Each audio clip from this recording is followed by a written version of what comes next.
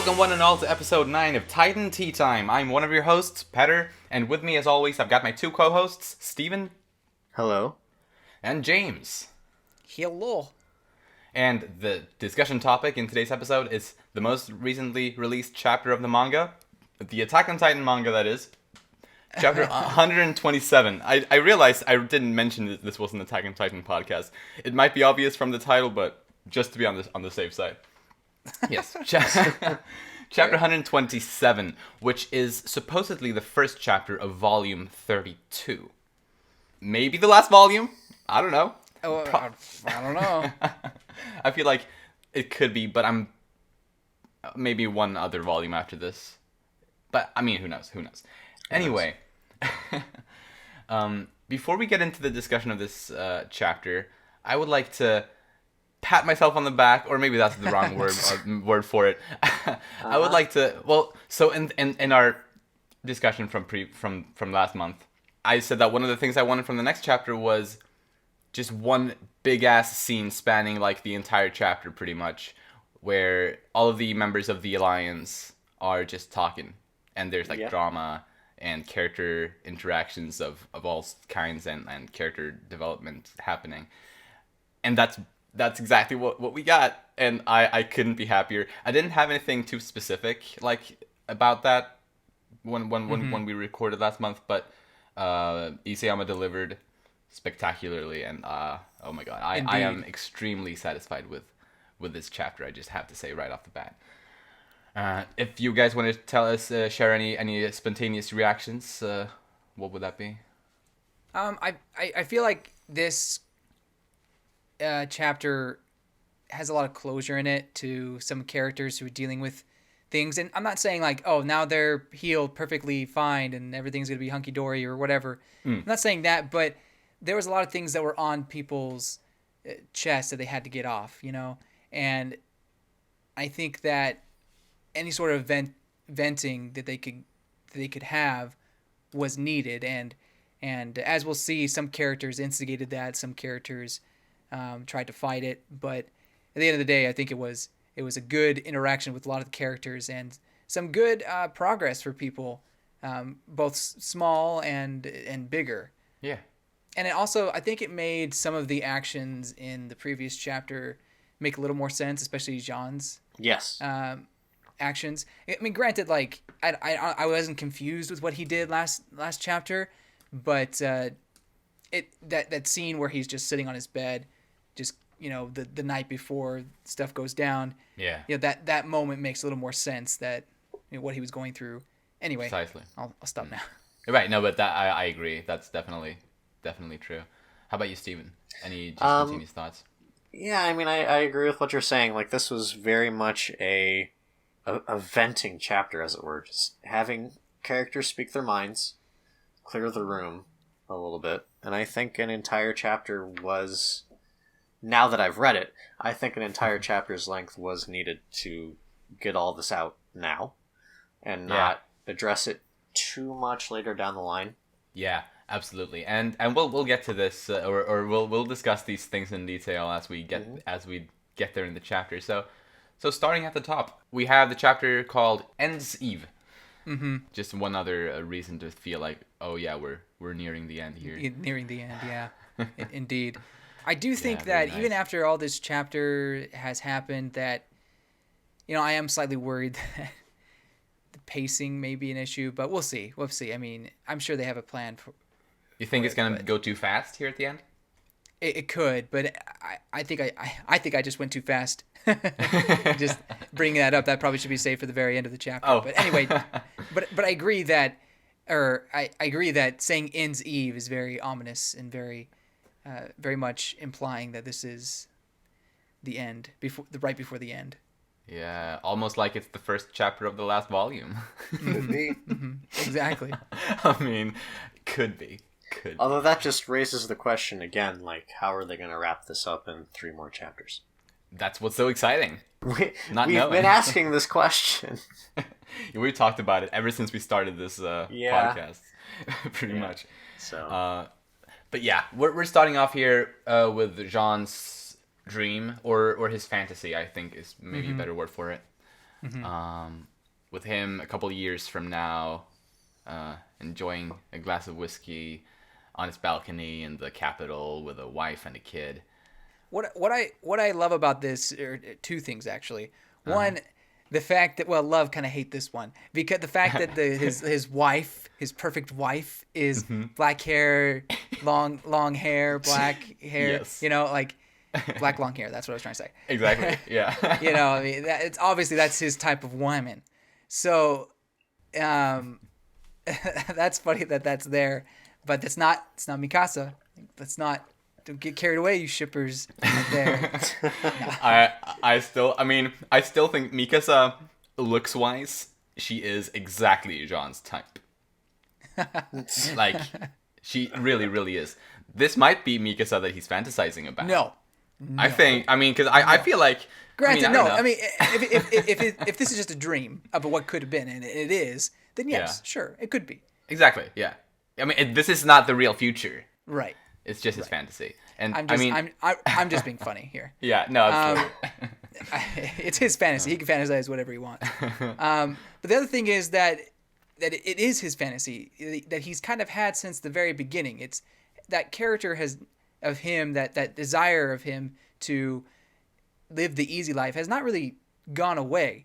No. And I like how Isayama just kind of emphasizes that. But at the same time, he is changed in that he knows what his duty is and what he has been tasked to do, if you will, and what he feels like the good that needs to be done. So I like that, and this has made me appreciate Jean even more. Yeah. This chapter was amazing for Jean, general, I think. And one thing I've liked really, I guess ever since the rumbling started, roughly, is that the story has gone back to the early points in some ways, like with themes and character struggles and those sorts of things have kind of resurfaced again. Things that were relevant in the early trust arc. Well, yeah, kind of like with Mikasa and I guess you could argue Armin as well and exactly stuff like that. Yeah. And here we got Jean again with, as you were saying, his he wants wants to live the easy life, but that contrasts with the with Marco's death that he experienced also all the way back then. Right. And that makes him want to do more than just take it easy. And yeah, I just like that those things coming back into the story, not only with John, but with the other characters as well. It's really, really nice. Yeah. And yeah, we go back into reality, and we see Jean in his bed and Hanji in the window. And this is kind of what I was talking about last when we talked about the previous chapter, how this decision, the decision Jean made to join the Alliance, was really crucial for the success of the Alliance. Because without Jean, they wouldn't have had Jean. Not that he's super, super crucial, but they also wouldn't have had Yelena and Onyankopon, most likely, because he was very much involved in getting those guys into the Alliance, or at least to be where the group is. That could be, yeah. I can see that. I think, it was a big decision for him to do this. To give up on his lifelong dream, in a way. Yeah, I mean, this was basically his final chance to be able to get that. Exactly. To get that easy life. But I think he knows that deep down he can't live with himself if he made that choice. Yeah, I agree. Precisely, yeah. And that's one of the reasons why I really like Jean.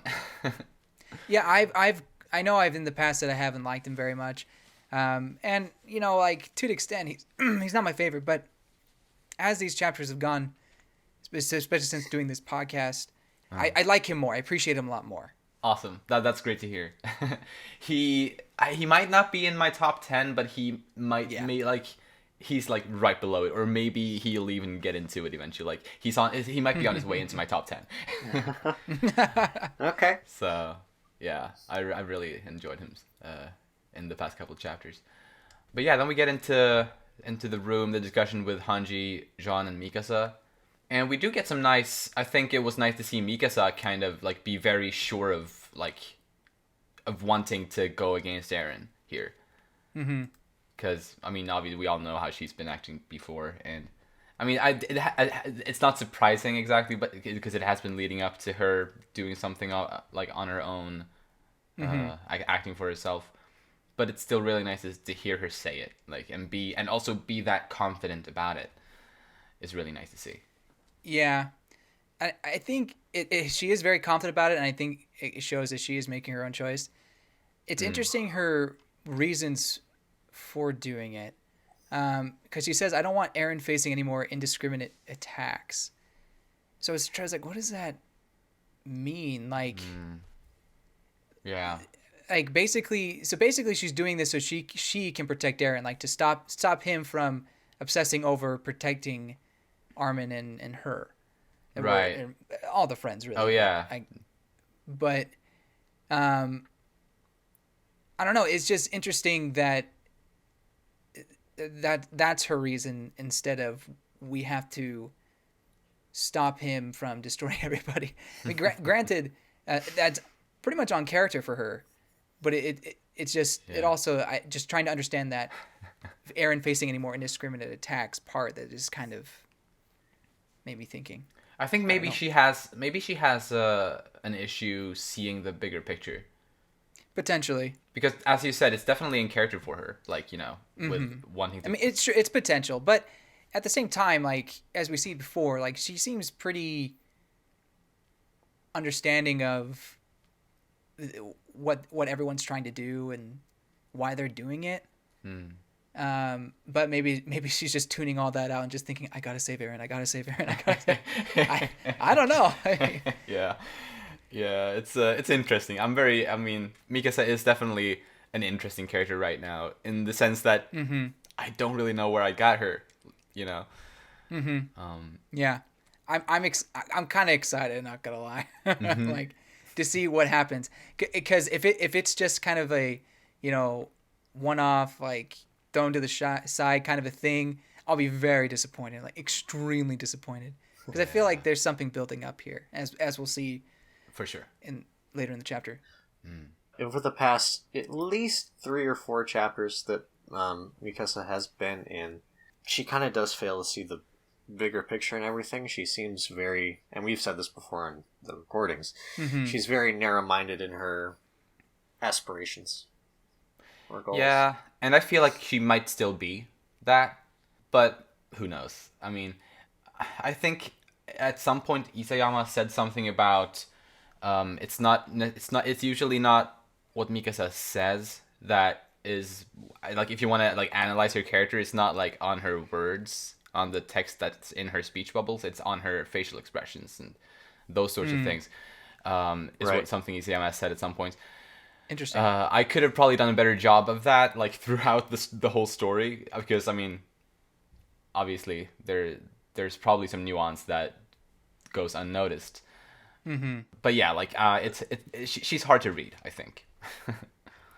Definitely hard to read, and I mean, I'm not gonna go right now and go through every panel and take a look at her expressions. I mean, I guess there's one here that. Anyways, no, I won't do it right now. But I think like in the future, like that's something important to think about. If you don't, I'm gonna just move on real quick to just Hanji. I mean, obviously she's a leader, and she's established she's a leader. But even more here, she kind of understands her role, and even though they don't have a plan right now, they need as many pieces as possible, and that's something I thought Armin was doing, and maybe he kind of was like subconsciously, if you will, just we just need to team together in some way. But Hanji's kind of taken the reins of that. I mean, she did last chapter, right? But she still doesn't have a plan. Yeah, and I think that was what some people were thinking. Oh, she's gonna come here and she's gonna have this plan. It's gonna go great. Yeah, I was gonna say this was one of the things. I think this was one of the things that people were hoping was going to happen this chapter, was formulating a plan. Yeah, I mean, no, like that's true. But there was a lot of air that needed to be cleared, of course. So right, yeah. But I'm also grateful that they didn't go through the plan, because that means maybe it'll be a success. I don't know. oh right, yeah. But I really do, and I really like to like follow along with Hanji's struggle here, because I mean she is the leader of Paradise's military.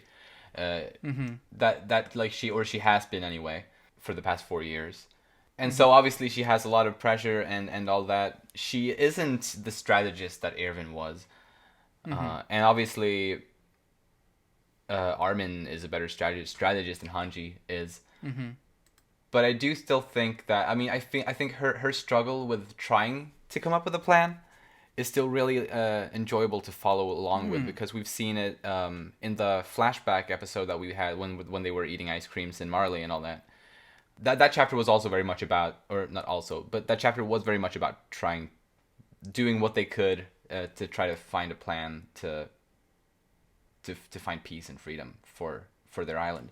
She kind of blames herself for what Aaron's idealism, or at least the way that Aaron is, because of what they tried to do there, and she feels like that kind of led Aaron down this path. Although I think Aaron would have gone down this path either way, but still, like, she's trying to take responsibility and doing the best that she can. Right. And yeah, I mean, that is definitely something that can be appreciated. I appreciate it. Absolutely. And the fact that it is so hard to come up with a plan also, like, it's relatable, I think, because I think most of us readers, we can't really think of anything, because it's such a complicated situation that these characters are in. And so it's relatable in that regard, and it's also, I think it makes Hanji feel very real. And the fact that she's, like, she doesn't know what to do, but she definitely doesn't want to genocide the entire world. Right. And that's by the way, that moment, I'm not accepting genocide. Yes. Such a good moment. I just wanted to stand up and clap my hands when I read that. Really? Right. Okay. Right. Yeah, no, it's great, and this it's an interesting discussion between Hanji and Jean, that the moment that leads up to Hanji's outbreak there, with Jean being very much like expressing how he understands Aaron's motivations, because I mean they are founded in something, I think we can all agree on that. It's just they're too drastic, and this is, I mean, Jean talked about this, like, even when the rumbling started in the first chapter. Jean, when they were on the rooftops, Jean had this a similar monologue about, like, well, he's doing this for us, it's probably a good thing, right? Or something like that he goes on about. And this is a similar kind of thing. And then Hanji's reaction to it is like, no, it's not acceptable, like, under any circumstances. I really like that. Just goes to show how complicated the situation really is, and makes it very exciting to see, like, how everything's going to turn out and what they're going to come up with. And then we get a nice parallel to Irvin's vision of all the dead Survey Corps members from the Return to Shiganshina arc. But this time it's Hanji who sees all of the dead people from the island. Yeah, I really like this imagery here. Yeah, it's very powerful. And you see, obviously, like, Erwin in the front, being, like, for everyone a big character. But then also, like, to the left of Erwin is Moblet, who was, like, Hanji's right hand man who gave his life to save her in when the Colossal Titan made, like, the nuke explosion. It's very nice to see those characters there. You see a lot of recognizable faces there. Right, yeah, definitely. There's a lot of them. And some have speculated that maybe this is a death flag for Hanji. Potentially. Could be. And I hope she doesn't die, because she's in my top 10 favorite characters, but who knows. That could definitely be an implication for it, yeah. Yeah, and, like, another reason why I see that maybe potentially happening is because obviously she has a leader role now. Like, she's saying that she's not their leader anymore because the Survey Corps don't exist, but she is their leader, and the others view her as their leader. But I'm thinking that if she does die, that will give Jean a bigger leader role, and that will make him. I think he would be the next best I disagree. leader. I know you think it's Armin, but I still don't think he's a leader. I think he's a strategist. It's either Levi or Armin. Levi. I mean, obviously Levi, yeah, because obviously Levi is hurt, but I think he would still. I mean, it depends how quickly Hanji dies, obviously, but I think he would still take some sort of leadership role, or could. I mean, but then it'd be Armin. Like, there's no doubt in my mind. So you have two characters you see over Jean as the leader, other than Hanji. Totally. Why? I don't understand why you think Jean would be the leader. I mean, at all. John has been like trying to. How do I put this? Like in past chapters, he's been trying to make a leader of himself in everybody else's absence. So there is that, but obviously that's not the case anymore. So, I mean, he did a great job at when they were clearing out the Titans in Shiganshina that Zeke created. He pretty much led that whole thing. He took the initiative there and did an amazing job. I think that's a little over-exaggerated, but just not giving him anything. Okay, I see. No, I'm totally. I literally just started this chapter giving him stuff. I'm just saying I don't think he's the leader that like Hanji or Erwin could be, but I think Armin could be that leader, and definitely Levi. We will agree to disagree, I think. What do you think, though, Steven? I don't think Armin has enough confidence right now to be a leader. But there's a thing called character progression, and don't laugh at me.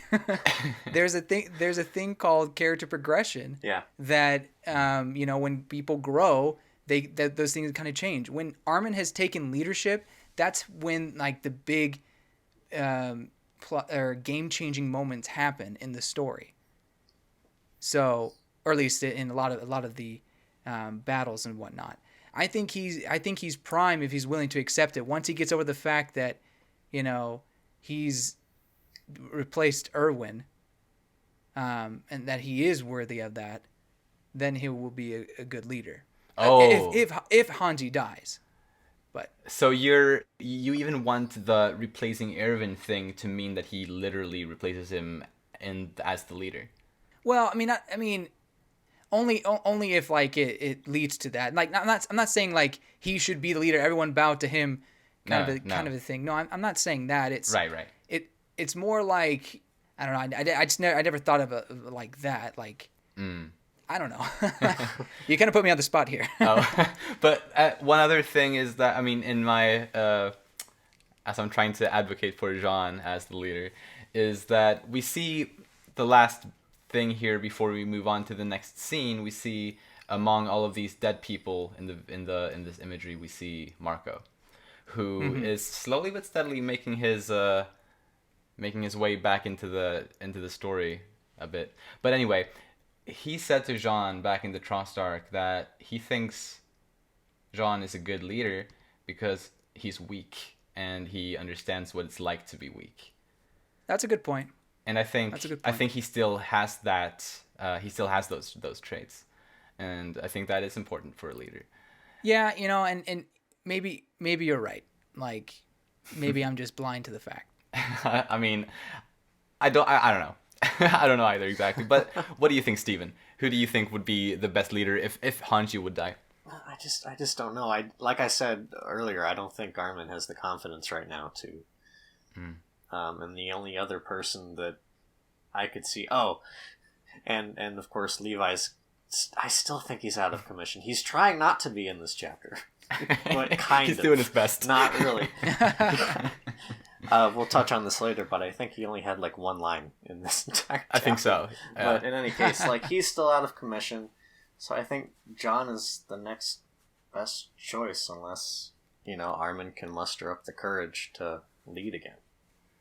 So, but if Armin was in a better mental state, do you think would you pick Armin over Jean?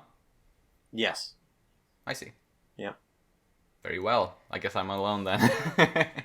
Maybe it's because I haven't been reading the manga for as long as you have, but like, I don't know. Like, I never saw qualities in John that would be a good leader, other than like some, or never is the wrong word. I saw some like sparks, like some moments, but nothing that like impressed me as much as Armin. You know what I mean?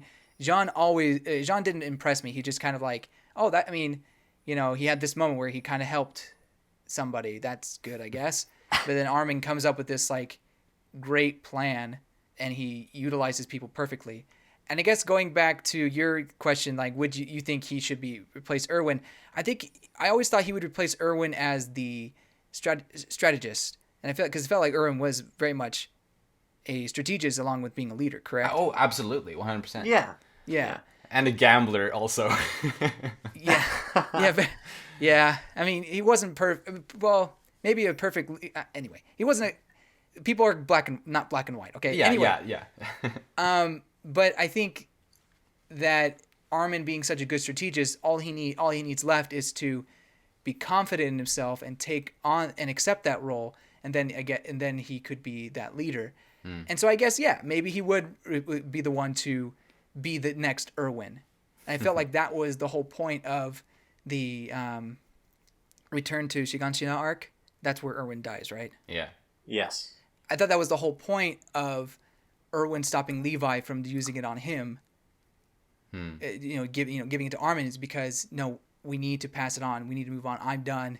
It's time to pass it on to the next generation. I don't know if Irwin was thinking specifically Armin. I don't think so. But I think he was wanting to pass it on to the next generation.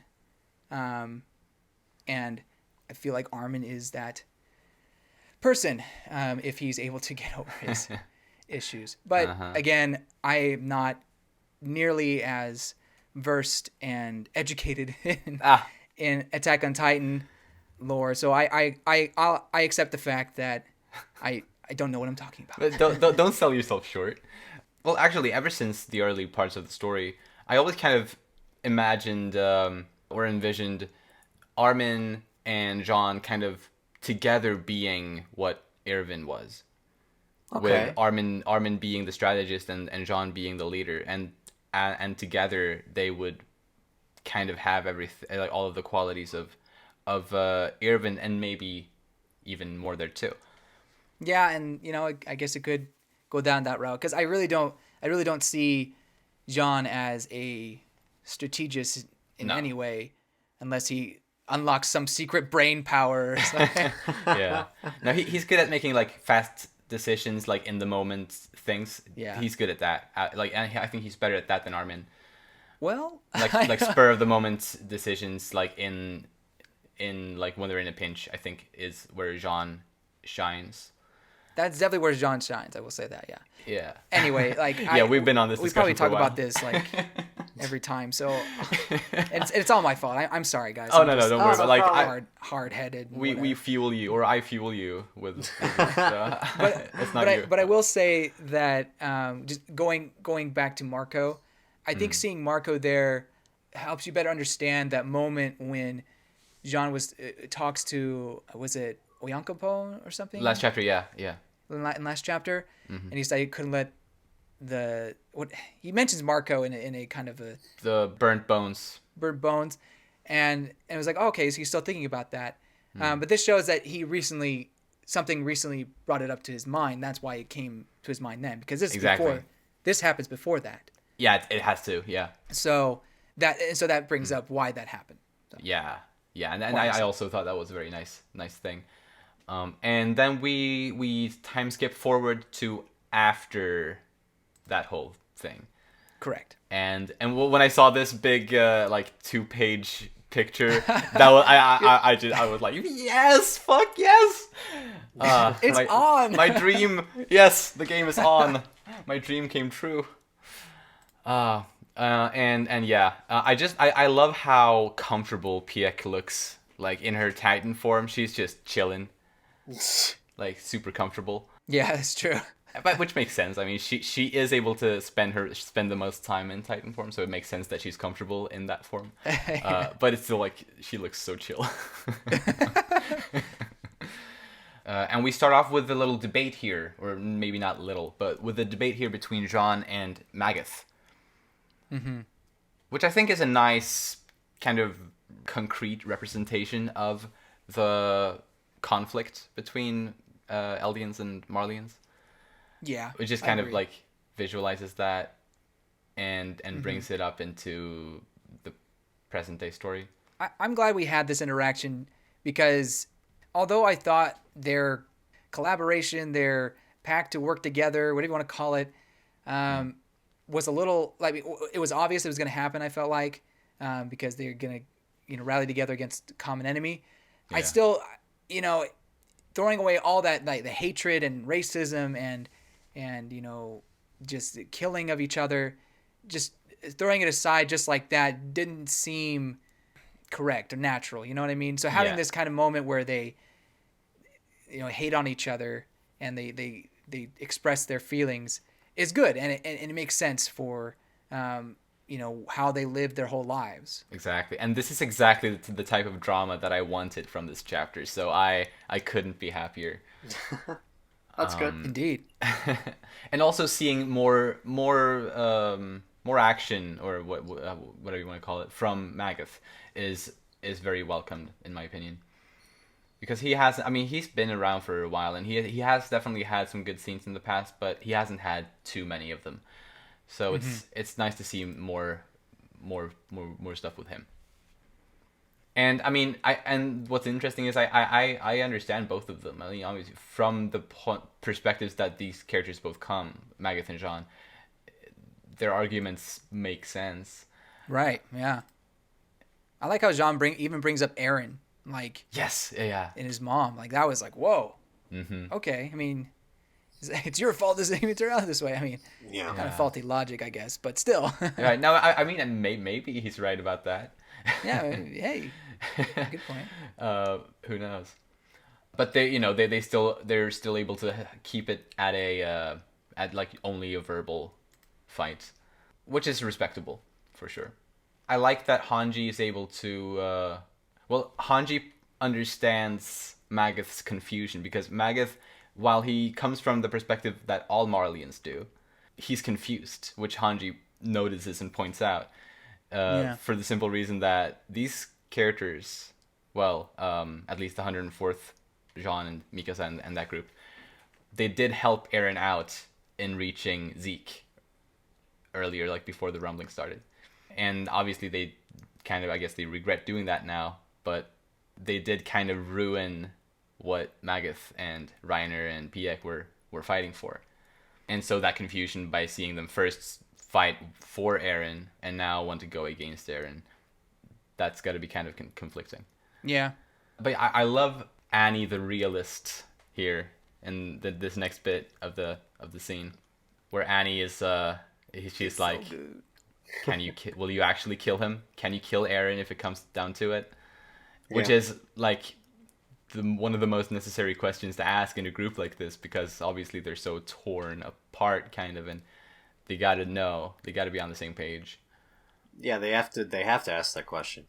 Mm-hmm. So, and I mean, maybe I was a little surprised, maybe not. I don't know how I felt about it, but both Mikasa and Armin are kind of like, no, we're not.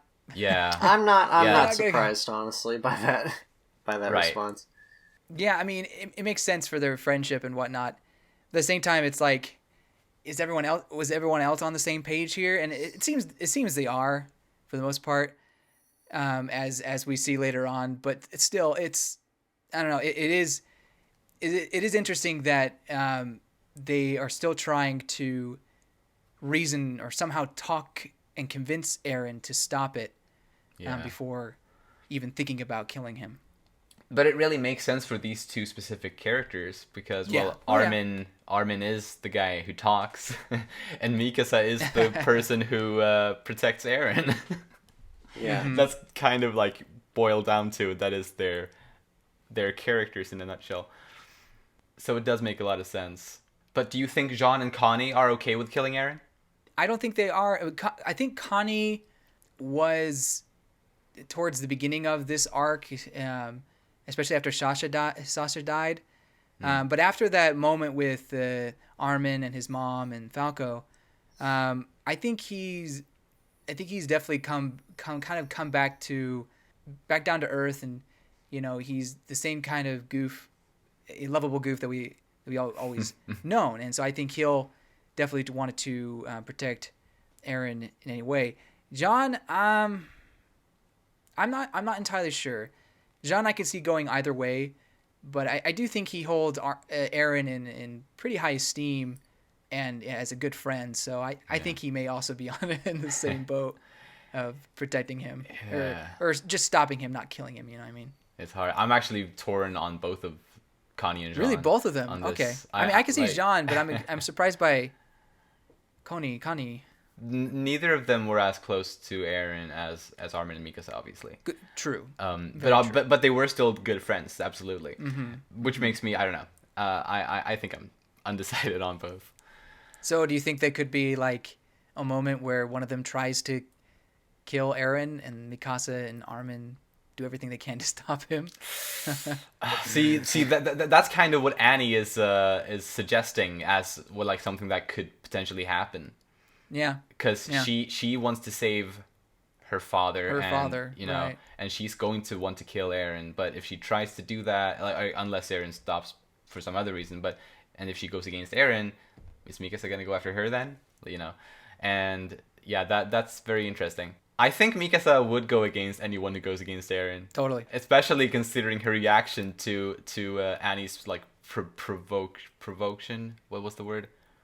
She's provoking her. Yeah. Yeah. And Mikasa's very violent reaction to it. I mean, she doesn't actually do anything, but she kind of tries to. Summons her inner JoJo. Is really awesome. Sure. Yeah. It reminds me a lot of her reaction when Levi said that he was going to use the injection to save Irvin. Yeah. Because she reacted in a very similar way in that scene. Right. Yeah. I freaking love this moment because when I turn that page, she just kind of looks sad or like, you know, looks like she's very conflicted or something like that. And then just like, do you want to fight? You want to fight? Yeah. So you're saying I should die, which I had to stop and not only take in like this very intense moment, but also just what she said. Right. What is she implying here? Like that, so basically she's saying that I should not come with you guys and just die here right now. Yeah. I also had to stop for this one for a while and just kind of figure out what she actually means by that with that line. I was thinking like if they kill Eren, would Mikasa be so depressed that she would die or something like that? I think I don't that know though. Could be the ultimatum that's being presented. Maybe. Either way, I like this moment though between Mikasa and Annie. Right. I mean they've always kind of butt heads in the past, and it could and most of the time it was Eren related. We even had this when Eren and Reiner were fighting each other for the first time as Titans in the Clash of the Titans arc. Eren had, I think it was during that fight anyway, when Eren got knocked down, he got a flashback to their training days when they were doing like the fighting exercises, and then somehow like the pairing of Mikasa and Annie happened, and everyone would like super excited and started like betting on who they thought would win, and then it cut out and we never got to see it. so yeah, we don't know. I think back then, I think Annie would have maybe won, but now if they would fight without Annie going Titan. Well, of course, right now, yeah. I mean, her body is like bones. Yeah, Mikasa would win now. Yeah, totally. So yeah, I love seeing this interaction, and then how it just quickly goes from intense to just calm. You can drop a needle. Yeah. Have a moment where she says like, "I understand how you feel." It just shows like, instead of like them tearing or there being some sort of rift between people who want to kill Eren and people who want to save Eren or just talk it out, it kind of creates a middle ground where, look, I have something I want, you have something I want, and I understand you.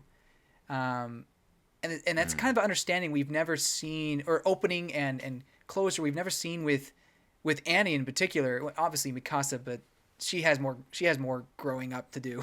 Let's be honest. But with Annie, like, we've never seen her reach out to someone and say, "I need your help." No. You know, and that's why this chapter is so great, because we see some of these characters growing in ways that we've never seen. Yeah. So anyway. So I like how they basically come to the consensus that they're going to work together. to try to do what Armin and Mikasa want, is to talk it out and not worry about fighting until it comes to that. Right. Yeah, and something I think is really funny is that when Annie takes up her ring like that, we see all these panels of everyone freaking out, like, what? Yeah, no, and then we see Levi just snoring away.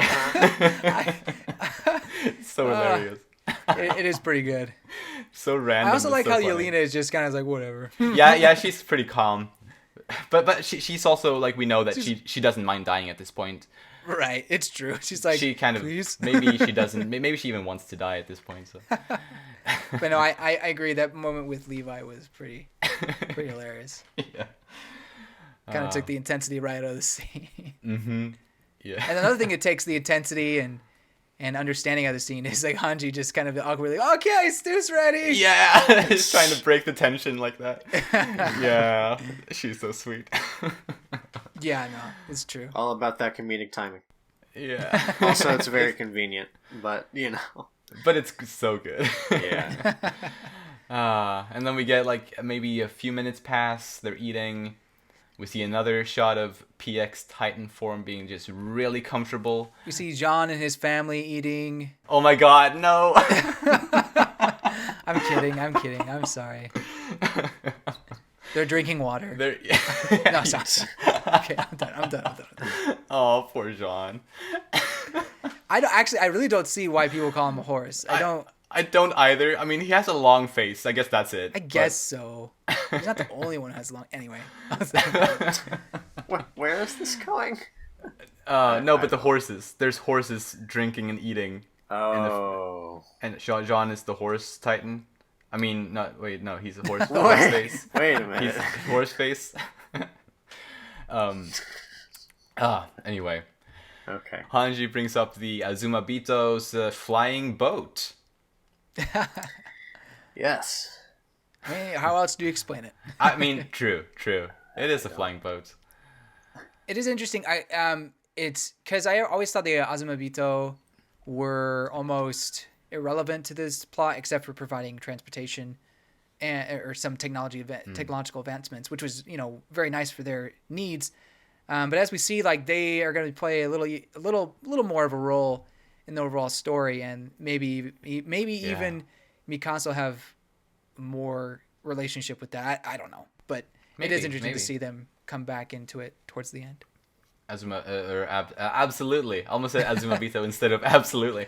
Azumabito. I don't know. Yeah. I have Kiyomi on my mind. And then we get some more information on Yelena here, which I thought was very interesting. And which could also serve as a reason for why we never got a last name for her. Yeah. Is that she is not who she said she was. She's a Marleyan.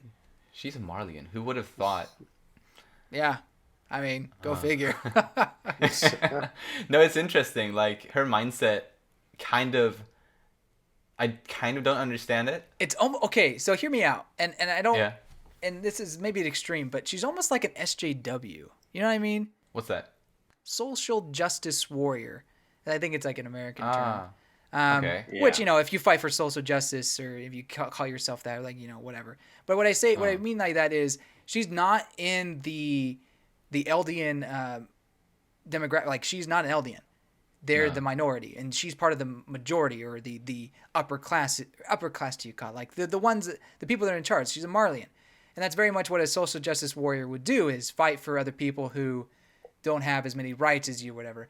Granted, but at the same time, these social justice warriors, some of them will do it as a means to make themselves look better, or to be put, or to how the phrase, or not the phrase, but just make to get a position of power. Yeah, to get a position of power, or to be famous, or some sort of reward at the end. You know what I mean? Right. Yeah. So I look good to my friends, if you will. Yeah. And that's kind of simplifying her situation, but at the same time, it does kind of feel like she's only doing it for her own purposes, because she feels like it will sound good to be on a certain side of history, if you will. But she is more so a Zekeist than an Erinist. Yeah. right? Yeah. Totally. Yeah. You know, she is crazy. Like she's a Zeke fanatic. She views him almost as a god. That's true. And I feel like that might be even an even bigger reason. Like she just worships Zeke and kind of does whatever as if Zeke wants it. It's kind of the way I'm reading her. I wonder why. I wonder how she got disillusioned with Marley though, because she mentions that. I guess it's because she met Zeke and that's why, huh?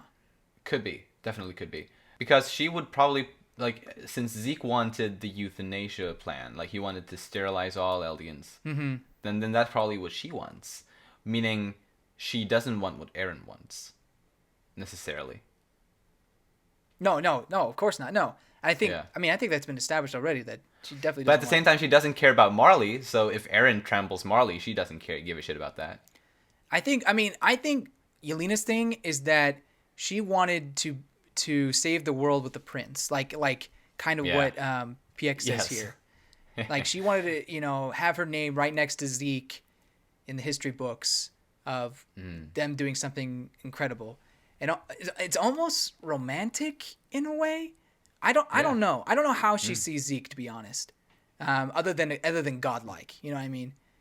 I mean, could be a little bit of both. Yeah, it could. No, yeah, could be.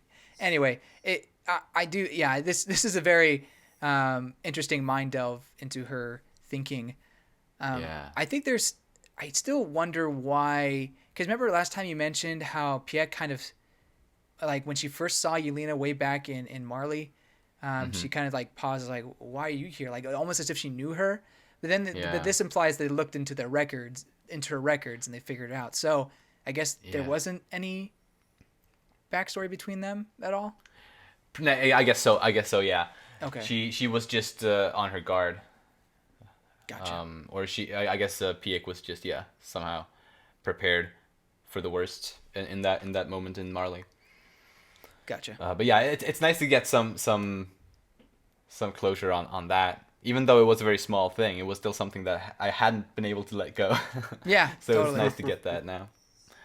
And something that's interesting here is, so Yelena is able, like, because Magath asks Yelena where Eren is heading to. And she is very smoothly able to change the topic away from that to kind of avoid that. I mean, she does say that she doesn't know, or she says something like, "Why would I know? And even if I did, why should I tell you?" is what she says. But then she's able to move the conversation elsewhere very smoothly. But what do you guys think? Do you think she actually knows or that she doesn't? I don't think so. Yeah, that's hard. I think because obviously, or at least it's implied that Floch, however you say his name. I say Flock, but I've heard many pronunciations. I'll say what you say. Floch, I feel like he knows, and if Floch knows, then it's potentially Yelena might know as well. But then again, Eren was hiding awful lot from Zeke, or at least trying to. So I don't know. It's hard to say. I'm gonna say yes, that she does know, because she did very much change the topic, but I could easily be wrong. I actually was unsure until just now for some reason. Even though I had planned on talking about this for this recording for this episode, but now I'm pretty sure, or the way I'm feeling about it right now, is that I don't think she knows where Eren is heading. Fair. Because if she would have known, then that would have meant that she would know that Eren was planning to do the rumbling. Like good at point. all. Yeah. And if she knew that, then she would have been against it, so she would have told Zeke about it. And Zeke didn't know that. So I don't think she knows. Well, but that makes sense. That's true, and I think that's a very good point. But here's a counter argument. What if like she knew that he was going to do the rumbling, but she was like he's never gonna do it, because Zeke is God, right? Like Zeke is the best dude ever, so no way he's going to let that happen, loser. That's very interesting. So yeah. I mean, but but at the same time, your point is much stronger. So, right, but I think yours still does hold water. I think that's an interesting way to view it. Because she would definitely, potentially, react that way if Eren told her. Maybe not as Valley Girl, but Eren would have Eren would have probably not taken the risk of telling her. Yeah. Because he knew how crazy she was about his brother. Yeah, that's true. But I do still like that notion. No, it's true. Eren would have been very close. But Zeke did know that Eren was going to betray him. Like Zeke knew that. So maybe somehow. I don't think he knew that. Yeah, he knew it. Did he? Yeah, because remember, like in the past realm, they. Oh. Yeah, they have the whole thing where like I knew you were gonna do this, so I chained you up, haha, or something. Like that. Anyway. Yeah, because he fake changed himself up. Correct. Yeah. Right. Yeah. Sorry, that slipped my mind for a moment. You're absolutely right. The reason I bring that up is because maybe he somehow was able to get Yelena to. Dude, I understand that. I don't know. This is all far fetched, and now that you refresh my mind on that Zeke kind of did know that Eren had something up his sleeve. Mm-hmm. Then maybe Eren did tell Yelena, who in turn told Zeke, and that's why Zeke was prepared for Eren. Yeah, maybe. Like that could actually. be. So I guess I guess at this point I just don't know either way if Yelena knows or not. I mean, I know I said yes, I think she does, but after hearing your point and Steven's opinion as well, I don't know. I think you may be right that she doesn't know anything. But yeah, that's it's an interesting thing to think about. And then Yelena starts pointing out like the past sins, if you will, of all of these characters, or at least of a lot of these characters. And the moment she started going on that monologue, I just knew that Marco was gonna get brought up. Yeah. Just because of he was hinted at briefly in the previous chapter, and we got to see him earlier this chapter. I was like, okay, it's coming. And actually, there's another Attack on Titan podcast called You Hear Big Girls, which is also on YouTube, probably on other services as well. Anyway, I know the people who host that one, and I listen to their Attack on Titan chapter discussions. They do it similar to the way we do it. And in their discussion of the previous chapter, one of them actually pointed out, when the burnt bones were brought up in the previous chapter, brought up the idea that maybe in the future, the truth about Marco's death is going to come up to the rest of the 104th people, and that could be an interesting scenario, which is exactly what did happen here. Right. Yeah. So I was kind of prepared after having listened to their podcast. I was kind of also expecting that because I thought that was a very good point that she made. Yeah. By the way, brief little thing I wanted to say now that I'm talking about the You Hear Big Girls podcast, that I will be a guest on their podcast for this month. It's gonna come up at probably shortly after we release our episode, and there will be a link in the description to their channel for anyone who wants to listen to another discussion of this chapter. I don't know why you would, but I mean, not, right? Hey, maybe you would. But I'm going to be a guest on their podcast this month anyway, where we will talk about this same chapter. But I mean, they have a little bit of a different focus. They have a poll that people have voted or put in their answers to, that they kind of go through different things like opinions on different characters and stuff. That's cool. Yeah, it's very neat. So go listen to that if you want to listen to another 2 hour long podcast or something. They usually make even longer episodes than we do, but they're great people. But they're way better than us. So I mean, they get way more views than us, and they've been doing it longer. Hey, another chance to hear Petter's voice. I'm there for 2 hours. Yes. There you go. Yeah. Perfect. You flatter me. But anyway, yes, link in the description if you want to go check them out. So on with the chapter. I really enjoyed this bit because it really shows both sides have done some pretty awful things. Mm-hmm. This is probably my favorite moment in the chapter. I agree. This stretch of interactions here, mm-hmm. because it was really what needed to be done. Yeah, Yelena really helped them out. Right. This is the point where you can't really keep things to yourself. Exactly. You can't hide your past misdeeds. So even though Yelena probably didn't mean it, or at least though that I don't interpret it though that she meant to help them out, Do you guys do you guys interpret it like she was trying to help, like did she meant for this to be something that would help them? Um, Or do you just think she wanted to like stir things up and I like think I make a think mess? my first impression was she was trying to stir something up, and then John's like, "Yeah, thanks, Yelena. The idea is blah blah blah." Exactly. Yeah. And then she kind of just gives this look like, "Okay, I'm gonna do it. I'm gonna say it." And then she says Yeah. it. She mentioned Yeah. Marco.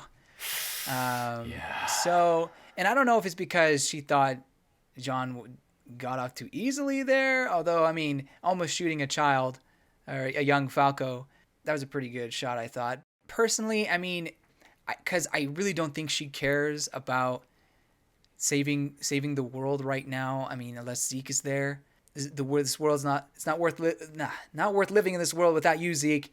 I think at this point she's just trying to have everyone turn on each other. But I mean, at the same time, I would like there to be a kind of a change for Yelena, not necessarily change of character, but just her focus goes to helping out everybody instead of just helping Zeke. But I mean, then again, that could be very hard for someone like her who has been obsessed with a concept and a person for a very long time. So anyway, I'll stop talking.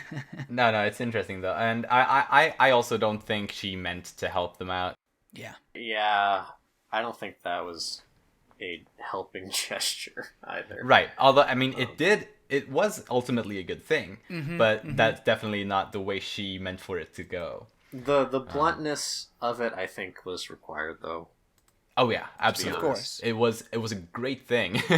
Yeah. And I really, I mean, I read Jean when he's like, thanks Yelena, I read that as well, like with a level of sarcasm in it, Yeah. because he understands that she didn't mean it to be a good thing, but he does still thank her in that kind of way, and that kind of pisses her off, as James pointed out. And that's when she brings up Marco, which by the way is like my favorite couple of pages in this chapter, which already is like one of my favorite chapters ever, probably. My spontaneous thought after I read it the first time was that this, along with chapter 121, that these two are like my top favorite chapters from this arc at the very least. Yeah, I mean, this is a fantastic moment of some good, like I said, closure again. Finally getting it out of the air. Like, we've always known about it, but this is the first time that's been just put out there for everybody in the Attack on Titan world, or at least in the Survey Corps to hear. The only thing that I'm kind of confused by here is how Yelena knows this. She said, "You said Annie was involved in his death, didn't you? Have you asked her about it yet?" So who... The only people who should have known about the... Oh, wait, I think... wait. I think I know. Do tell. Well, so Yelena was dressed up... Well, she had kind of infiltrated Marley for a while. And she was dressed up as a Marleyan soldier when she trapped Piek and Porco in the Marley arc. And like in the pit, in the hole, in the ground. So she had probably been in Marley, in the military for a while, like kind of infiltrated that, and then she could have gotten information, like, because I'm sure there were records, like Reiner would have reported about everything that happened on Paradise, so there would have probably been records somewhere, like military records, about that event specifically and about everything else, and she could have gotten her hands on that. I imagine, and read that. It's also interesting to me. I mean, I guess that's it's almost a roundabout way of explaining it though, but it's interesting to me that Jean talked to Yelena about Marco. Is that because that's what's implied here, isn't it? Yeah. That Marco had told Yelena on a previous occasion about his friend who died.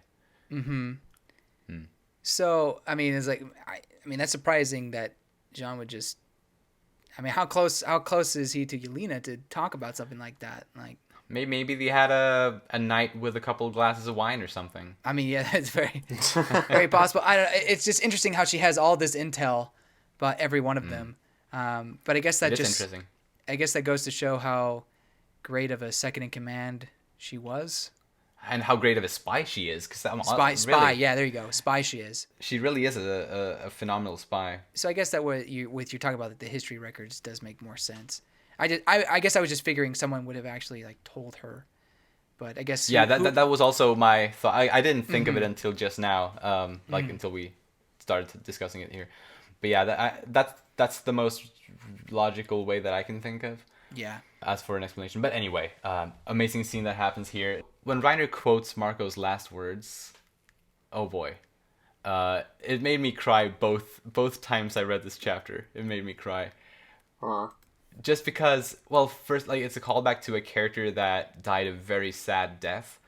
And also the implications here in this scene with, like, that's, like, the words were... That's what they're doing. Right. Yeah. He said, Exactly. We haven't tried to talk this out yet. And that's the best advice this group could ever get in this moment. And it's amazing. It's just so powerful in this moment, and also as a callback to the previous parts of the story, and it's just so good. It makes me think of Bertolt as well. Yeah, it's true. He wanted to do that, didn't he? At one point. He did say, he's kind of hypocritical, I dare say, in that regard, because I think he didn't really want to talk things through when Armin wanted to. True. With him. But then when Armin's pure Titan was about to eat him, that those were similar. I think Bertolt's words were similar to this, like, or at least maybe he didn't say something like this, but he was very like guys, help me. He looked at like the scouts and like the Survey Corps, and he was like, help me, but obviously they wouldn't do that. Oh my god, his death was also horrible. And he's only mentioned briefly in this scene, like as they're talking about what they did to Marco, like that he overheard Reiner and Bertolt talking about their Titans. I have seen people who wanted to get more Bertolt stuff, because admittedly Bertolt hasn't gotten that much since he died. But like he's it hasn't been that much. He is dead. Yeah, say yes. how. No, but I mean like implications like this Marco thing right now, and Do you want him to be like a topic of discussion? I mean, I don't necessarily, But some people Okay. do. but I've seen others. Yeah, I've seen others that want him to like his, just want him to be a little bit more relevant, I guess, because we see Marco having that now, and we've seen, obviously Irvin has gotten that, and also Grisha and even Carla. But a reason why I think Bertolt in this scene anyway, why Bertolt isn't all that relevant, or why he isn't brought up much, he's only really mentioned when he's needed to be mentioned, is that Reiner, because I feel like Reiner could have talked about Bertolt, but he doesn't, because he feels so much regret and remorse over what he's done, that he feels like it would be wrong to bring up any of his sorrow, because he doesn't feel like his sorrow is justified compared to these other people that he has wronged so much, is the way that I'm interpreting. He's just so depressed the regret he's feeling over the things that he and Bertolt and Annie did makes it so that he doesn't have the right to express his grief over Bertolt. Yeah, I mean, and that's a very good point. I also think that Bertolt is just not like there's no mystery or questions surrounding his death, if you will. I mean, obviously we knew what happened to Marco, but John didn't know that, or didn't fully understand that, or anything like that. And that's very important to him, and that was closure that almost needed to happen. But with Bertolt, we've kind of already grieved for him. We've had that moment of, a friend turned enemy is now dead. Yeah. I mean, I'm sorry for Bertolt fans, but maybe I don't know. I just don't. I don't think it's worth bringing up a thing that we've already gotten over, if you will. Yeah, and I think that's another fair reason for it. Yeah, like part of me is just like, what new thing in the story can be brought up to have Bertolt? Right, Yeah, and it may not be new. I guess it would just be people just saying, "Hey, remember Bertolt?" Yeah. But no, I like Bertolt. I obviously was just joking, but I will say this: if we ever get another like specific scene with Armin and what he's gone through, maybe Bertolt will be brought up. Yeah, I think that's a good possibility. The same thought came through my mind. Yeah, maybe some sort of Armin and Annie talk will bring up Bertolt. Sure. Armin's like, so did were Bertolt and you ever think like? Right. Just kidding. All of the shippers. Right. And James is one of them. I know.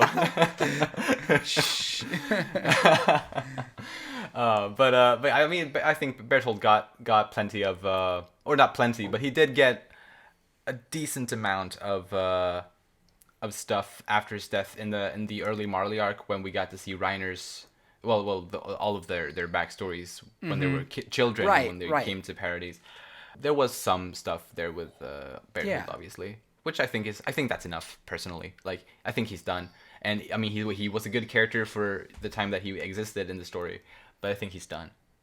Yeah, I mean, I wouldn't object to them bringing him up at all, but yeah, I'm not heartbroken that he's not there. Right, and so back into this scene here, as I was talking earlier about Reiner's like immense remorse and regret over everything that he did, I mean, obviously that was made very, very prominent in the Marley arc, but it's still there. I think absolutely. And as I was saying earlier, I think that's one of the reasons why he maybe like didn't want to express his own grief and his own depression, because he's just trying to let the others. He wants the others to feel better because he feels like he owes them that in a way. And so when when Marco is brought up as the topic there, he opens up completely and says exactly everything exactly the way it happened. Like he doesn't lie whatsoever, because he just wants the truth to get out there, because he feels like Jean and the rest of the 104th deserve to know, because he wants to in some small way make up for what he did. And I think that's a really nice thing to see from Reiner.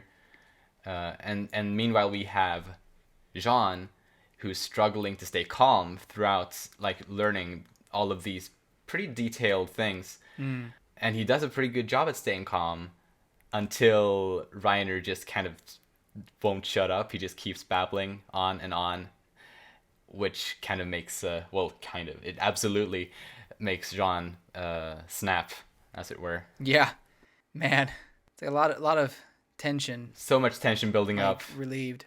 Yeah. Yeah, and like he does such a good job. He's so calm or at least he's able to act calm for so long. But Reiner is just like, I'm worthless, man. Like, he just keeps talking like, I'm sorry, don't forgive me, blah blah blah. Well, actually, that's kind of contradictory.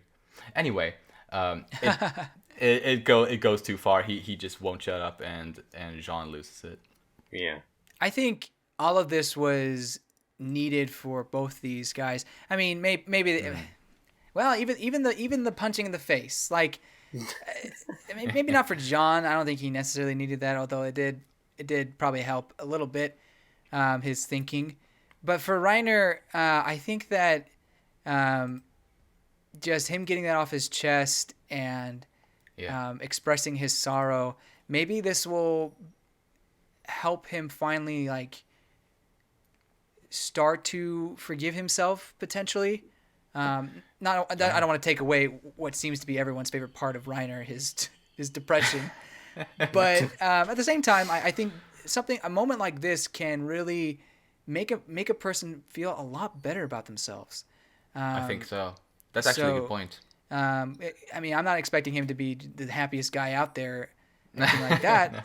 But I maybe he can finally move forward a little better. And then he'll die. I don't know. Right when he's about to be like, I'm glad I'm alive, dead. Anyway, I think plot armor will save him again. Don't worry. Yeah. You never know. You never so know. yeah, I along with everything else that happened in this chapter, I think it was very much needed and just really satisfying to see. It's almost like our own tension was relieved, our own stress was taken out here. Yeah, it was amazing, and it was also very. I think Jean's struggle was incredibly relatable. At least I thought so. Like just it's like because I can imagine just hearing like learning these things about like a best friend's death, and it just builds up. Yeah, I guess I'm not like John. Like I'm not gonna start punching a guy in the face because I mean, especially I if he's wouldn't have saying either. apologizing. You know what I mean? But he just kept on like. It's true, after true. He kept on after bringing it up. Right. He painted up the scene very like vividly at first, and then he just stopped doing that and instead just started like babbling on like, "Don't forgive me. I'm a worthless man. I'm sorry." Blah blah blah blah blah. Yeah, I think John is a little more hot-headed than I am, but this this fits perfect with John's character. Oh yeah. And so in that sense, yeah, I guess it's relatable. And at the same time, I understand Reiner too. Right. Like he is a mess, and I think it makes sense for him to act the way he acted as well. And I really admire him being so honest and open and truthful about everything, which is I think definitely helped the situation and himself a lot. Indeed. And something that I thought was interesting was that he actually added something to the story that we haven't seen, that we never did actually see in that flashback. Oh. Being that he after the Titan had eaten Marco, Reiner got mad and killed that Titan, he says. Oh, yeah. Right. We did know from before, we did know that after, when Marco was being eaten, we did know that Reiner's dissociative identity disorder, if that is what it is, kicked in, kind of, and he asked the others, like, why is that Titan eating Marco? Mm-hmm. Yeah, I remember it was like, oh, that's creepy. And the others just look at Reiner like, what? Bro. Like, you did this, kind of like, and so and it kind of cut after that. But then he says that after he said that, he got mad and he killed that Titan to avenge Marco, which just makes it even more tragic, I think. And so I have seen some people that have theorized that maybe Reiner didn't kill the Titan and he only said that in this scene to make himself look better. I don't personally think so. I think since everything else he said was true, I think this was true as well. I don't think he, and as I said before as well, I don't think he wanted to lie in the situation because he felt like what's the point of lying? Yeah, and he owed it to the others to tell them the truth. I think is his mindset in this scene. Do you guys think he lied about killing the Titan, or do you think he actually did it? I mean, I at this point I'm thinking, what's the point? Like, even like, why do you even want to make yourself look better? Like, I don't. Yeah. I mean, I guess I could see that, but at the same time, at this point he thinks he's such a worthless person. Then why would he even try to make himself look good? Right. But I mean, unless it's like brought up some point later, it's really not that big of a deal. Right now, and besides, like, I think it makes perfect sense with his mental disorder that he would kill that Titan, especially because of how he reacted to it that we have seen. Maybe he thought he did, and it didn't happen. I don't know. Oh wow. I'm just throwing hypotheses out there. I didn't. that kind of break your heart. That kind of brings it to a whole new level. Like, I don't think Reiner's mental illness is that bad. I mean, it's bad for sure, but right. Yeah. How about you though, Steven? I agree with James. I don't think there's a reason to lie anymore. Exactly. And actually, right after this Reiner and Jean thing, we get like immediately another, like, one of my favorite scenes in this. Well, it's all one big scene, but bits of this scene here, with Gabby throwing herself on top of Reiner and gets kicked in the back by Jean. Mm-hmm. because seeing Gabby apologize, like she takes it upon herself to apologize for all of Marley. And I think like it's such a huge thing for her or for anyone to do, but for her especially because of how she started off in this story. Her character journey has, like, it remains one of my favorites, and like out of all of the characters in this story, I was really touched by this moment with her, and I feel like maybe Yelena was touched by it too, because there's a there's a panel at the end of when after she kind of pleads to Jean and the others. There's a little panel of Yelena where she's kind of like, well, I don't know, she has kind of a somber expression and kind of feels like maybe she heard or maybe she felt touched by Gabby's plead for help as well. Right. Maybe. I also think that it happens right after, like, we get that look right after John walks out. You know, it makes me wonder if Yelena was trying to have some sort of, this is like the reaction she was trying to get, and that's why goes to that. But could be that too. Yeah, I mean, I get there's a few ways it could be right interpreted or so. But I agree. This moment with Gabby is very touching, and it kind of just shows how far she's come to understanding that, you know, she's been basically raised wrong, if you will. Like, you know, they were raised to hate, and now she's trying to repent in a way. Yeah. But anyway, yeah, it's good to see that the both sides of the Eldians are coming together in this way. So it's amazing. And then actually after Jean walks away, we see Gabby crying a little bit, and we see these couple panels of Magath as he's saying Gabby, and he reaches out his hand a little bit, but then but then he takes it down. I think that's a really nice, very subtle kind of little, like, I guess he stops himself from wanting to comfort her or from trying to comfort her, but it's just like that reaching out his hand, like he caught himself reaching out his hand kind of as a reflex. Like he didn't do it just to be kind or anything like that. He did it spontaneously. And then he takes his hand down, kind of, I think what he's thinking at that point is like kind of, wow, I care for these Eldians, or something. Like I think that's something along those lines. And while he didn't go through with it, I still think it's a very nice thing that to see this Marleyan care for an Eldian child. Yeah. I agree. It was interesting. I wondered, like, if they had much interaction with each other? Was he? Yeah, her commander? he was her. Yeah, he was her commander. They've had a lot since I read the Marley arc. Yeah, so it is interesting to see that that the walls that divide them are slowly being torn down. So yeah, it's great to see. And then Levi's trying to get to sleep. Oh yeah, yes, I love that. Will they shut up? Yeah, exactly. That's his one line. Levi is great in this chapter. With one single line. Mm-hmm. One line and one snore. Yeah. And that bedhead, though. Right. He rocks it. He does. And next morning. Actually, the first time I read this chapter, when we got to this scene where Jean is back and he wakes up Gabby, and then he wakes up Reiner a little bit less gently. But when I first read this, it's just one page of this little bit when Jean comes back and wakes them up and whatnot. But or maybe he doesn't come back right here, but he has been back anyway. Anyway, the way I kind of read the scene was that Jean might be up to something.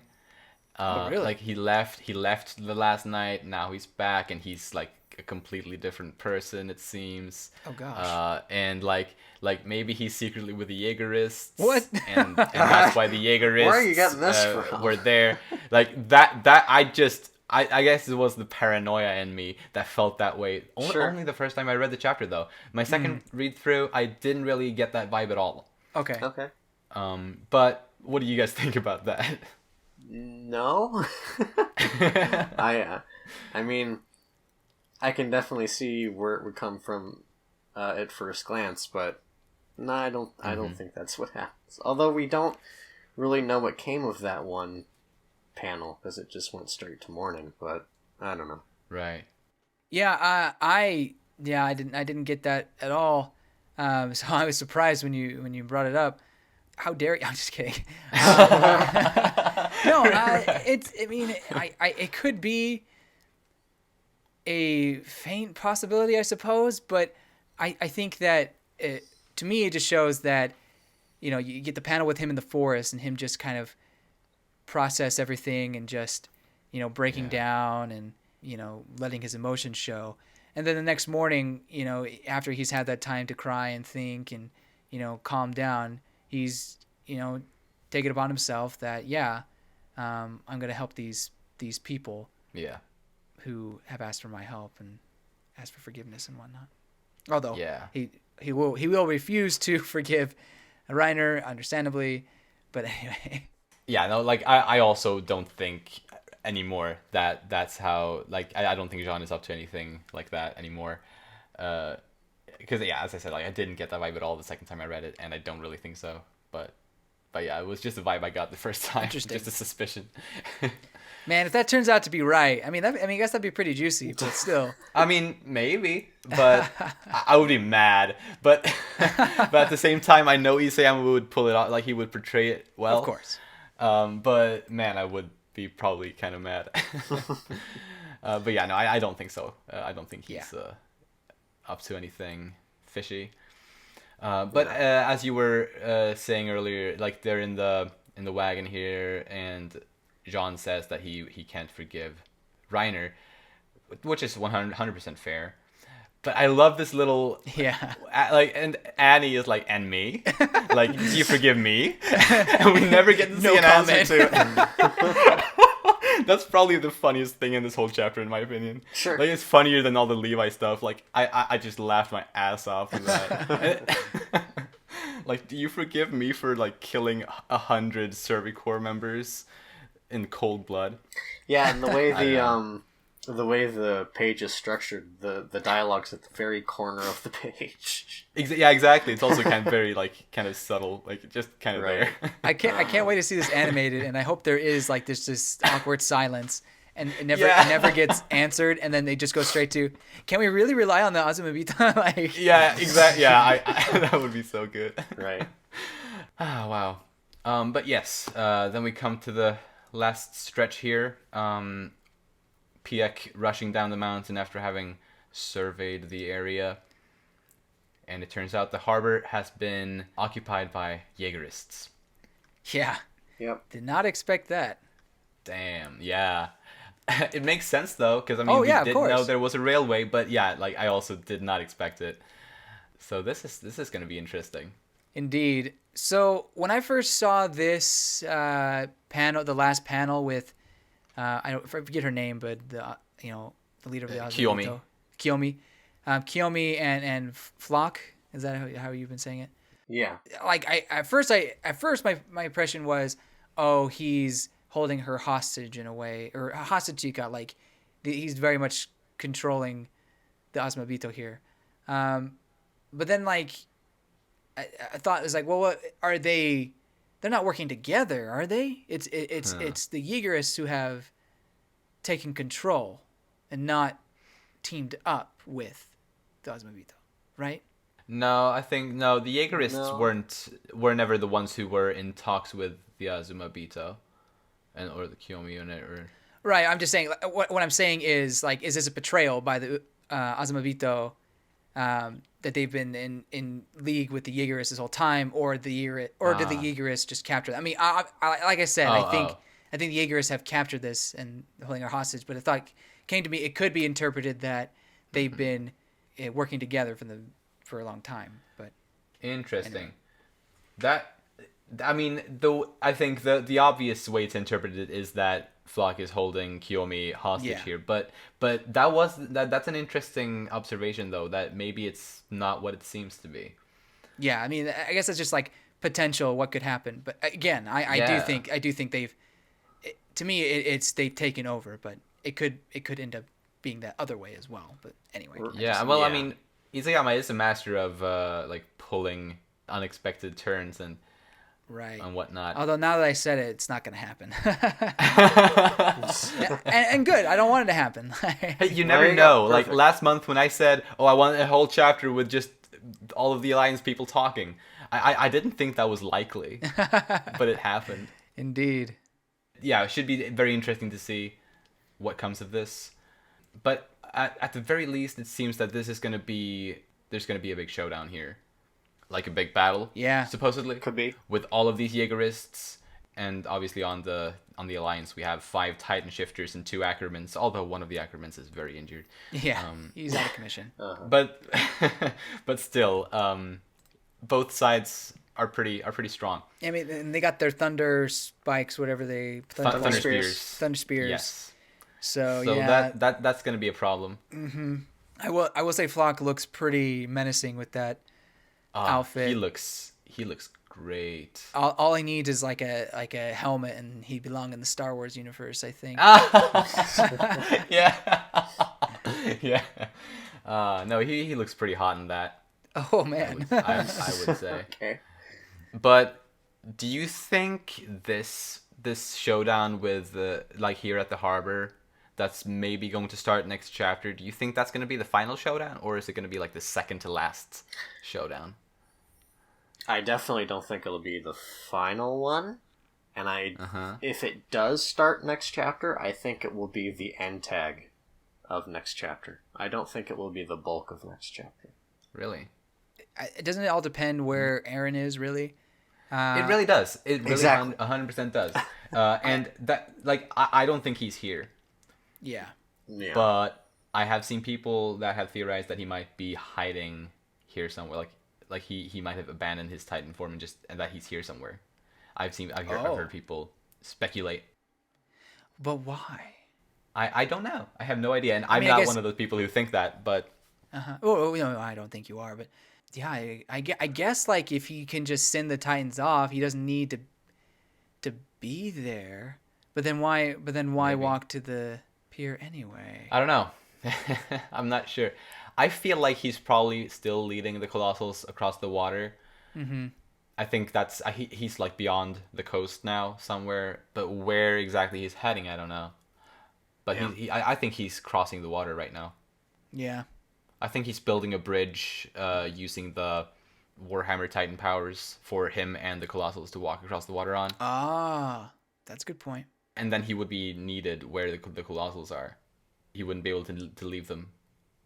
Crazy prediction. Like that Okay. that is probably never ever gonna happen. But just my mind thinking, what if Aaron is actually not going to Marley or something like that? What if he's going to some other place that is the center of it all, like where that, because you know how Ymir fell into like a tree and went into the spinal fluid oozes stuff. Yeah. What if he's going Yeah. to the beginning of that, like where that started, and he's going to do something there? I don't know why he needs the rumbling or the founding titan or all that. So again, that's why I say it's like no possible chance of it being it. But what if? So what if he's like convinced, like the Jaegerists, that he's going to attack Marley, but he actually has a different location in mind, or something along those lines. I mean, again, big stretch. Yeah, it is, but it's interesting though. That is a definite landmark to the manga. So Why? I don't know. But there's contradictions. Like, why wouldn't you tell Mikasa and all of them? Why? Why is he? It seems so evil at this point. Why not explain it to everybody? I don't know. Yeah. Well, so, if he had told Mikasa and all of them, then this alliance wouldn't have informed. and these bonds and these new character True. developments wouldn't have happened. Oh, that's a good point. Maybe that's a that's good the point, only reason he did it. because like, you know, to make everyone like come together against him, but then he's really going to that point, that tree area to somehow stop it. I don't know how, but And just maybe destroying. Well, the tree was destroyed when Right. Ymir transformed, but True. but the hole should still exist. Yeah, and yeah. Whatever's down there might still exist. Well, Yeah. Well, it's fast. Maybe. It attached itself to her, but it might still be there somehow. So, I don't know. yeah, I mean, I'm trying to make your thing work. Thank here. you for humoring me. No, it's. But like that could be like maybe he knows somehow, or maybe he has an idea or something that destroying that place or killing the thing in that water thing or whatever. Yeah. Something with a bunch of like big ass titans is going to take away all titan powers. Yeah, exactly. And I think that would I really think that would be, that's what I always thought his end goal was. In some way. Exactly. But you know, obviously rumbling. I mean that his goal ever since he was 10 years old, like after his mother died, after his hometown was destroyed, what he said was, I'm going to kill all the titans. Like that was his strive, or like his drive force ever since the very beginning. So that would be a really nice thing. Like maybe that's not how he's going to go about it. Maybe he's not going to go to the world tree and do whatever that is. Maybe there's another way. But still, I like your idea that maybe he is only posing as a world destroyer right now, but that's actually not his intent. Maybe there's another thing that he's about to do. I think that's a really interesting theory. Yeah, I don't think we know what he's going to do at the end. I've pretty much thought that ever since this last couple volumes started. You should have said so if you didn't think he was going to rumble the world. Well, I mean, I'm not saying that just based off of what he says and what he thinks, or we've gotten from his point of view. I don't think that I think Isayama has more to put into his plan or something like that. I don't know what I'm trying to say. Right. Yeah. He has never been upfront as a character in a way that, you know, telling everyone what he's going to do. Well, Well, I mean, in the beginning he was. yeah, at least now he isn't like that. Ever since Marley arc, he hasn't So been like that. I would say that it would be kind of poetic for him to take all the Titan powers away. Absolutely. Yeah, so I mean, the more we talk about it, the more I would hope. I kind of hope that happens, but again, I don't want to set expectations or, you know, guidelines for what Isayama should. He should just do what the story he wants to tell, whatnot. Yeah. One more point to bring up is that Grisha saying that this is a ghastly act that he's doing. Potentially, Eren could have just showed him starting the rumbling, like have the Right. wall titans come or, you know, move. But in reality, he's doing something else. Yeah, I've had that thought too, or not necessarily that he's doing something else, but Right. that it's just that Grisha saw, and that Eren could potentially be stopped before he even reaches another continent, potentially. Yeah. So and whether he needs to be stopped or if he's gonna stop himself on his own accord, like that remains to be seen. But yeah, it's gonna be man. So do you guys have any? Well, we have been talking continuously about predictions already, but do you have any other predictions that are more likely? I said before that if a battle does start, it will not be the bulk of next chapter. Other than that, I have no idea what's going to go on next chapter. Why do you think they would postpone the start of a battle until the end of next chapter and not? Well, I'm not saying that they would postpone it. I'm saying that they don't really have a plan of attack right now. This chapter that we've read has basically been, you know, clearing the air, make sure that everyone is kind of open to talking, and now, you know, they are off. But do they have... I just didn't get a sense that they know what they're doing yet. I don't know. That's just my stance on it, I think. Yeah, I mean, it's definitely... I could see both ways, I think. Like, either next chapter starts with the Alliance doing a surprise attack on the Jaegerists, kind of. Not starts immediately, but like pretty early on. Or it just happens immediately, like the colossal titan pops out of the water, like hello there, something like that. I don't know. I'm just brainstorming, but or they try to go a more diplomatic route and send in Armin or something to talk to Flock, or I don't know. I think we're past that now. Probably. I don't know. What do you think, James? Oh man, it's hard to tell. I even thought about what if Jean is actually a double crosser. I'm sorry for giving you that idea. Yeah, so I don't know. Like, I do think that it'll be a continuation, not like a flashback. Maybe there'll be a flashback in there, but I do think we'll have another continuation, just going on right with these events. As to whether they'll have a discussion or not, I mean, I don't know. I don't know if Flock is. I'm sure Flock likes to hear himself talk, so maybe he wouldn't mind that. Yeah. But at the same time, I think he's pretty upset. I'm sure he'd try to get to a position where he'd pin them down or have them not be able to attack, so he could talk and then kill them, like kind of relish in the victory, if you will. Yeah. Like kind of like what he did with the Zeke's people. Yeah. I do think the fighting will happen next chapter. Obviously, it's not going to start from page 1, but I think they'll start into a fight. But what I'm trying to think, what could that major cliffhanger be? Because especially with these ending chapters, you need a big one, yeah. At least I feel like. I also want to start predicting that if this is the final volume, that the chapters start getting, or at least, well, maybe not start, but one of the chapters, if not the last chapter, is going to be longer than normal. Longer than 45 or 46 pages? Or 47 or whatever it is. Yeah. Because I do feel like, I don't know, I at this pace where they are right now, I almost feel like it'd be rushed if it finished in, you said 4 chapters? Well, 3 chapters now if you don't include this one. In 3 chapters? Yeah, so...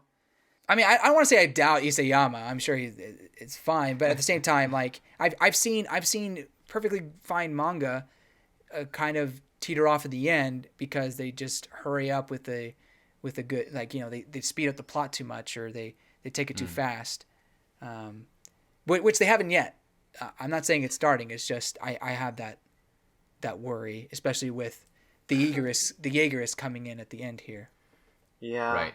I mean, I don't think this will be the last volume, because okay, in my head I share your sentiment where if it is, I feel like it will be rushed. I don't think that they can end this in 3 more chapters.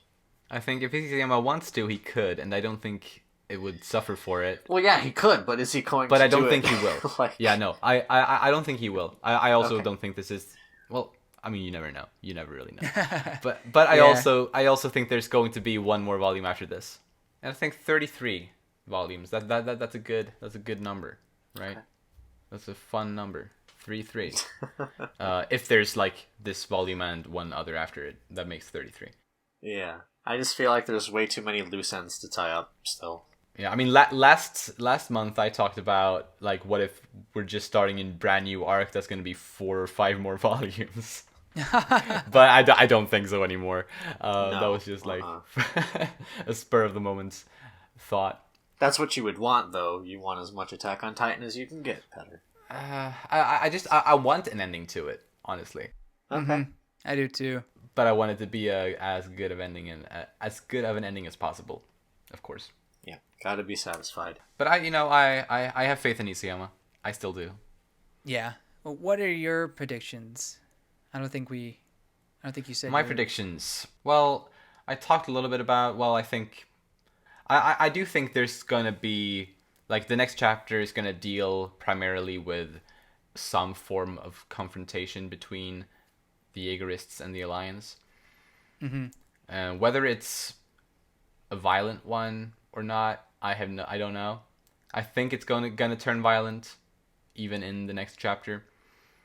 Is probably my best prediction. Yeah. That there's gonna fighting is going to start next chapter, I think, and I think it's gonna be awesome, and I think it's gonna be. Yeah. I don't think Eren is here, so I think this is gonna be the second to last big battle. We still haven't seen Eren's Titan. No, but I don't want to see him next chapter. Do you want to see him next chapter? Because I want to deal with this next chapter. No, I don't think we will. I don't think we will see him next chapter.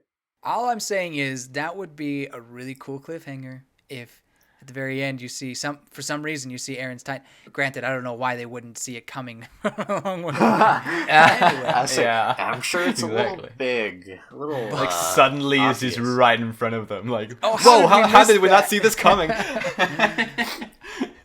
But maybe they catch up to Eren at the very end of the chapter, and that's the cliffhanger. But Who knows? not much of it. I Maybe, guess not yeah. much of a cliffhanger, but still. Anyway, I mean, it could be, that'd be like cool. it would be a hype moment, like similar Yes. to the previous chapter's ending. yes, hype. But yeah, I think that's probably about all for this month of Titan Tea Time. Indeed. Yep. Thank you to anyone and everyone who's listened. Feel free to subscribe for more videos on our channel, more Titan Tea Time and more other things. We have Fire Emblem podcasts and a few other things. And also go check out You Hear Big Girls podcast, the other Attack on Titan podcast that I'm going to be a guest on this month. And we'll see you guys next month where we will talk about chapter 128. Bye-bye. Bye. Bye.